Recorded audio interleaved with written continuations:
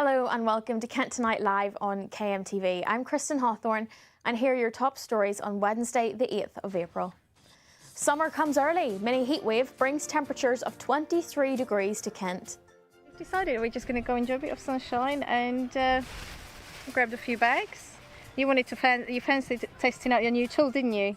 Historical hit back. The Thanet town pushing back against development after discovery of 400-year-old trust.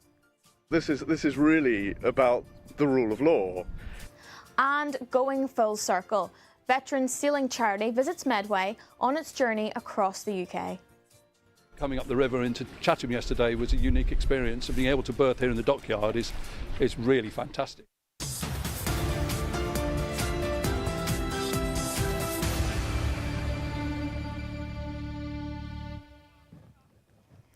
Our top story tonight. Loyal viewers of KMTV will have seen over the past few months that we've been reporting live during a whole host of terrible weather, whether that's rainstorms, snow or even a fire. So today, on the warmest day of the year so far, we're joined by Finn McDermott, who's enjoying the Gillingham climate. Finn, how are you? Well, Kristen, I'm doing very well, thank you for asking. In fact, the sun is nicely settling down. It's getting a little bit cooler and we're getting this nice breeze here at the Strand off the River Medway. But as you say, it's exceptionally hot for this time of year. You don't tend to get these kind of temperatures until we get into the summer. It was 23 degrees earlier in Gillingham. It's cooling slightly now. And this is almost a trailer for what's to come in the summer, which is going to have some record high temperatures. Now, we're not officially allowed to call it a heat wave. Just don't tell the Met Office. We're calling it a mini heat wave. And that's all because it's only lasting one day, these hot temperatures. I've been out in Gillingham getting a bit of an idea about how Gillingham likes to spend the hot weather and just how we can stay safe while we're doing it. Let's have a listen. Decided we're just going to go enjoy a bit of sunshine and grabbed a few bags. You fancied testing out your new tool, didn't you? Because I really like animals and I saw all of the litter and I wanted to help out with the animals and stuff. Yeah, it's my hobby, learning to fly a new drone. I just want to fly. Yeah. Nice. And what do you guys do to make sure you stay safe? In this. Drink a lot of water. Don't wear coats. Wear outfits like this and generally stay in shade and that. You got to wear your sun cream. Go wear like a hat or something so you don't get burned or anything. And you don't want to wear too much clothes so you don't get overheated and stuff, and drink plenty of water, obviously. Well, Finn, we had some local tips, or some tips there from local people, but how else can we stay safe in the heat? Well, there's plenty of ways we can stay safe and still have a good time. Make sure that you're applying sunscreen about every 2 hours, and especially if you've just gone in the sea or you need to wash off, maybe rinse and add that again just to make sure. Also, especially if you're going out between the hours of around 12 and 3 p.m, that's when the sun is at its hottest. As well as that, you want to make sure that you're getting enough hydration. But we can hear more about if you're planning to go to any of Kent's lovely beaches to enjoy this weather, exactly how you can stay safe, especially with recent sewage discharges across the county's coastlines. Let's have a listen. So, if you know it's rained, especially if it's rained, you'd be careful not to put your head in and things like that. If you're worried that you've come out and you've seen sewage, we always, recommend things like washing your hands before you eat, stuff like that. If you do, unfortunately, get sick, you can also log your sickness case with us. So through the Safer Season River Service app or online, if you think you've been sick because you've been swimming in sewage, you can log that with us. And we will feed that into our database, and that is part of our campaigning as we talk about how many people get sick if they've been in the water and it's been contaminated. Yep, so just a few tips there about exactly how you can stay nice, safe, and make sure you don't get sunburnt with this nice weather. Now we can also take a look at your weather forecast, so don't just take my word for it. Let's have a look at your next few days and how it's going to look.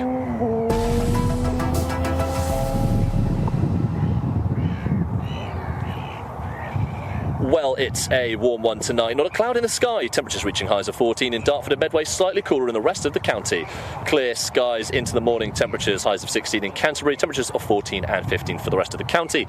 Into the evening now, temperatures shooting up to around 20 to 22 degrees across the county. And for Friday and Saturday, it's going to be cloudy with the sun peeking out on Sunday, temperatures between 11 and 13.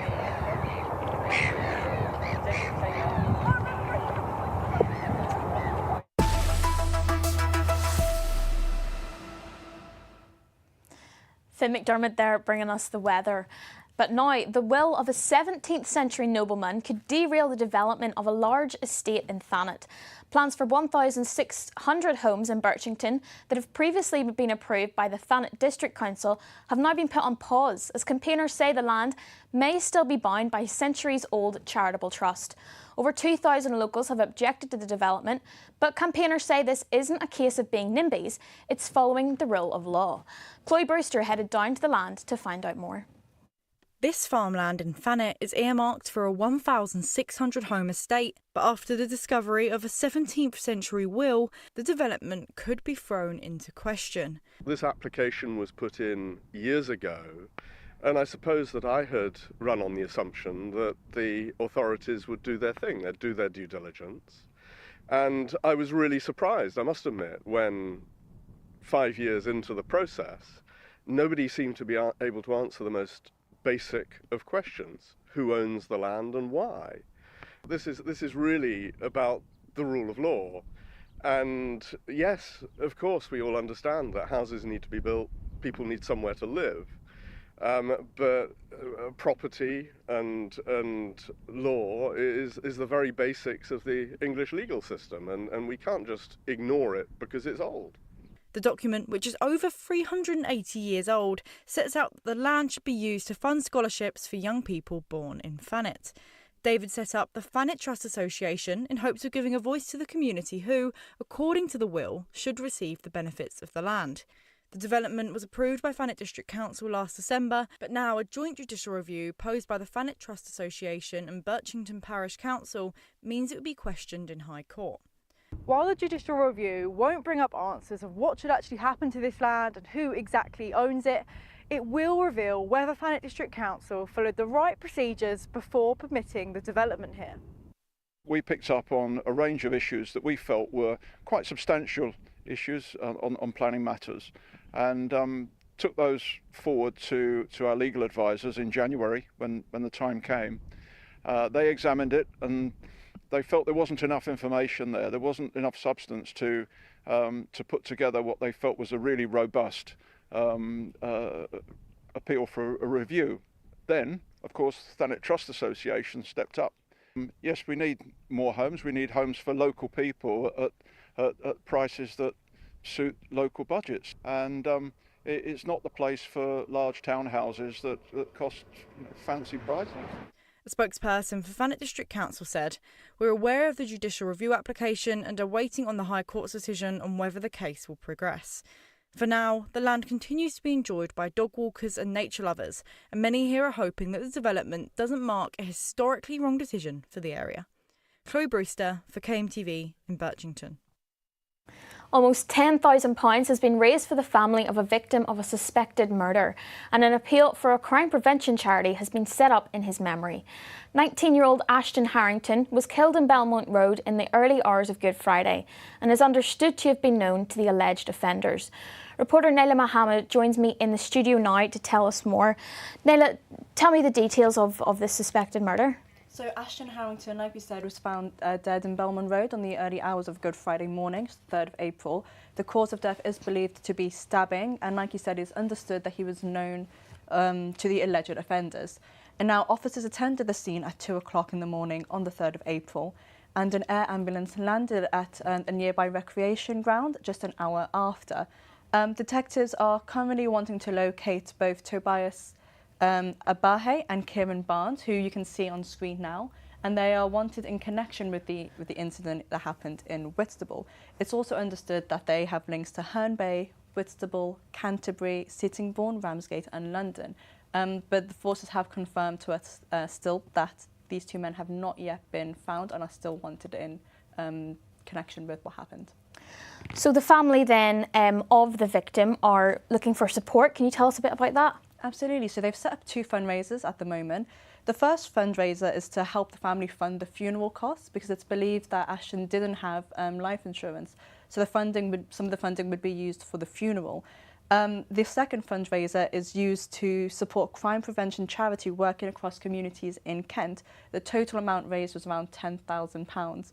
But Danielle Collier, who started the original GoFundMe appeal, warned of a fake page taking people to a PayPal site which was not set up by the family. So she wants people to be conscious and be aware that, just be aware of where you're sending the money to.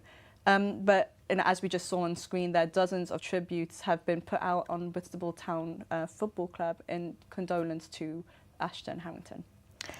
And so, speaking of knife crime, the government has made an announcement yesterday about plans to tackle this. Can you quickly tell us a bit about this, as this is something you've been looking at a few times this week? Absolutely, yes. So the government yesterday has announced that they're going to give £1.2 million in funding to around 250 schools across the UK. And what this does is going to give extra support to mentoring tutors, in providing support for students who may be at more risk or more vulnerable to knife crime, and even in providing some funding for chaperones to and from school. Because what the government wants to do is they want to tackle areas of schooling where they're most at risk of high knife crime. And what they've done is they've come up with a tool called hyperlocal mapping. And what it is, it literally details down to 0.1 square kilometres of the areas most at risk of knife crime, and they can target those areas and ensure pupils are protected. Thank you, Nicola. Now, time for a quick break, but when we come back, we'll be telling you an inspiring story of a Kent-based social media influencer who suffered a life-changing injury. All of that and more to come in a few minutes. Bye-bye.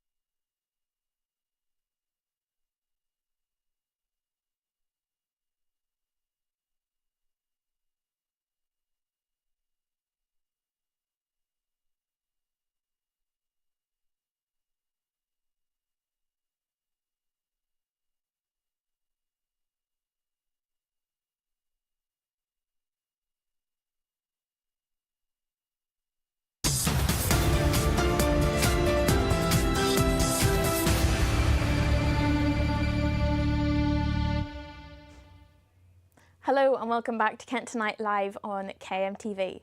Social media influencers Josh and Rachel Harcourt are the faces behind Love Food, Eat More. It's a series that reviews Kent-based restaurants on their food, but also their accessibility for wheelchairs.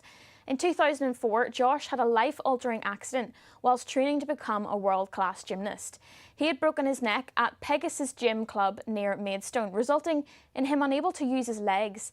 Josh and his parents went through court to receive a payout of £6 million to compensate him for the injury. Kent Online's Joe Crosley has been finding out more. What we do is we try and visit as many foodie spots in Kent as we possibly can. It's a huge place, so we've done over 1,000 now, and we're working through our list that people kind of give us. But the idea is to just shout about Kent businesses, foodie spots that we love, and focusing a lot on accessibility of those places and sharing it with followers who might not know about them, who might not feel confident enough to get out and try them, so we're telling them about them. You'd think that in this day and age that most places would be accessible, but they're not, you were telling me. Yeah, so I think lots of places are, and lots of people make an effort, but unfortunately, what would you say? How many places aren't there? Well, the places we've been to, yeah, I'd say about 80% are accessible. Yeah, so there's work to be done, but what's nice is that places that we visit where the accessibility is not great, we've been able to feed that back to them. Yep. And some places have actually made changes. They've bought portable ramps, somewhere built a ramp for us, so it's nice that we're able to do that for businesses and other wheelchair users as well, isn't it? So back in about 2019 it was, I think I started wanting to do an accessible travel blog, and just realised that there wasn't really enough content there for me to be able to sustain it, basically. And then we just thought, what else could we do that can incorporate what we enjoy doing, the travel side of it, the wheelchair side of it, and it was like, well, food makes the most sense, really. There was plenty of action for the football teams in Kent over the Easter weekend. Tom Villiger rounds up the latest sports news in the local area.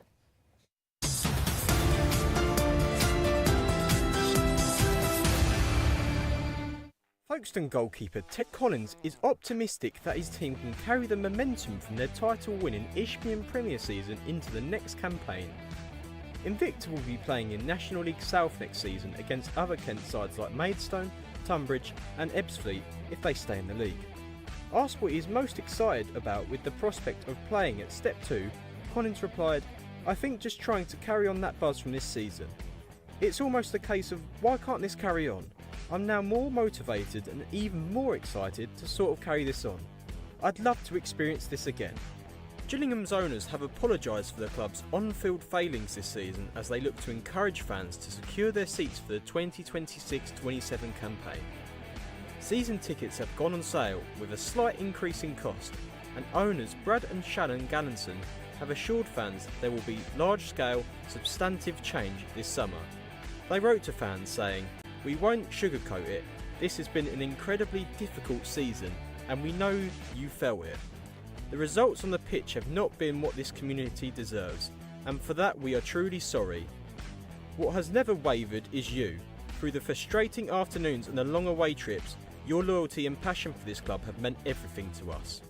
Dartford manager A.D. Pennock insists his team need to win their last 3 matches to stand any chance of making the Isthmian Premier playoffs. The Darts closed the gap on the sides above them to 2 points after drawing 2-2 with Colshampton and beating Chatham 3-2 over the Easter weekend. 3 wins might not be enough if Brentwood and Chatham don't drop any points in the last fortnight of the season. Pennock said, "It's got to be 3 wins. The other teams are ahead of us. They're in the driving seat. We can only concentrate on ourselves. If we go lose, then it's all over anyway, so we need to get 3 wins and see where it takes us." Ryan Maxwell is determined to help Welling United fulfil their potential after signing a 2-year contract to continue as manager. The deal was announced over Easter as the Wings continue their push towards Isthmian Premier safety. Maxwell, who took charge last November, has led Welling out of the bottom 4. Maxwell said, "It was something we discussed earlier and the hands were shaken, but the club wanted to make it a public thing and do it the right way. I've poured absolutely everything into this, so my commitment was never in question."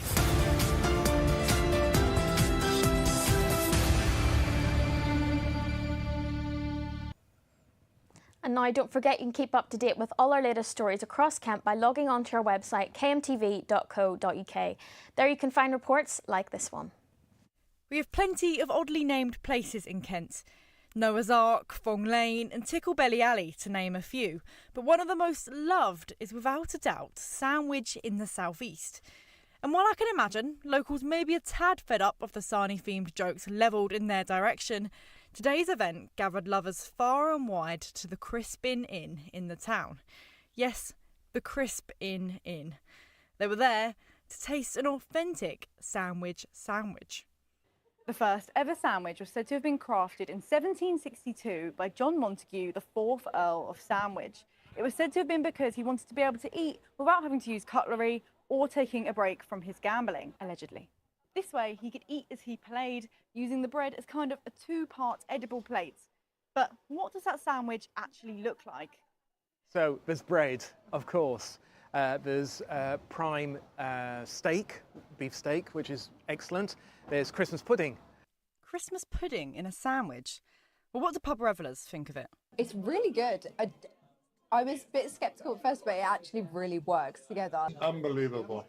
I was very, very generous. Christmas is going to look a whole lot different now when I get out my Christmas pudding. So I've just been served up the sandwich. I've taken my first few bites, so I feel like I can give a decent review so far.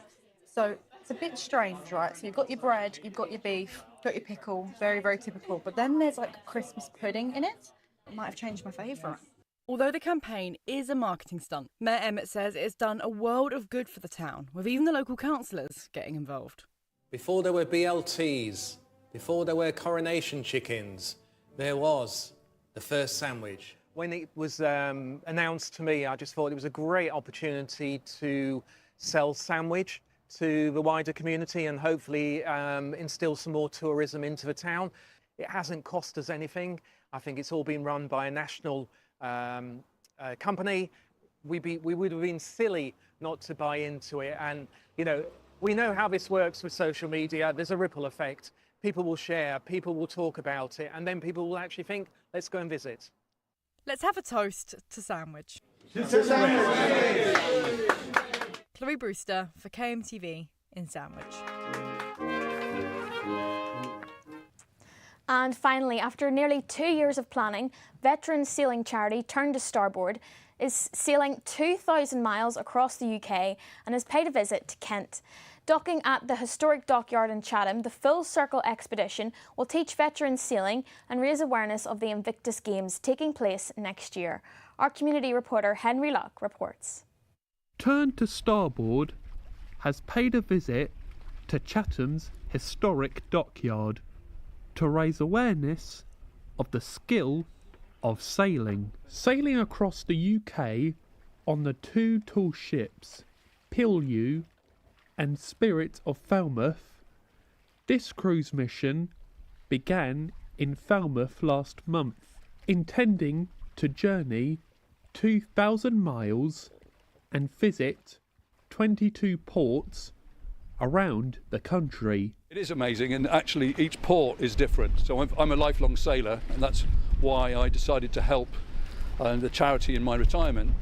But the opportunities it's even given me, as someone who's sailed all over the world in different places, to actually explore the different ports on the journey around, already proving amazing. You know, coming up the river into Chatham yesterday was a unique experience, and being able to berth here in the dockyard is really fantastic. And as the group of trustees and the charity was so grateful to the dockyard for their support in this. Chatham Historic Dockyard is just the 5th stop for this group, and as you can imagine, by the sounds of the River Medway, the wind and the seagulls above, it's constantly an exciting adventure. As well as promoting the Invictus Games taking place next year, this charity is also raising awareness of how sailing can not only bring joy, but save lives. We say at the charity at Turn to Starboard that we get to change lives, and very occasionally we get to save a life in terms of helping people to address the challenges that they find post-service life. And personally, I think it's a really, really important work. that thing of changing people's lives and occasionally saving a life. I don't think there's much more important in life. The organisation was even paid a visit from Medway Council's Vince Maple, who talked about how vital their work is, especially since Medway has an above average population of veterans. Well, it's fantastic to be on board the Pellew, which is taking part in the Turn to Starboard full circle. This is a voyage of 2 ships around the UK. Fantastic to join the crew here, and it's really important for us here in Chatham and wider Medway, recognising our naval and kind of history on the water, to welcome such great vessels to our community. With this team's journey set to continue, there are hopes for smooth and merry sailing on their mission. Bon voyage, Turn to Starboard. Henry Luck for KMTV in Medway. And that's it. You've been watching Kent Tonight live on KMTV, but there's more news made just for you throughout the evening. And don't forget, you can always keep up to date with the latest news across the county by logging on to kmtv.co.uk. And throughout your evening until our programme at 8 p.m, be sure to enjoy that hot weather while it lasts. See you soon. Bye-bye.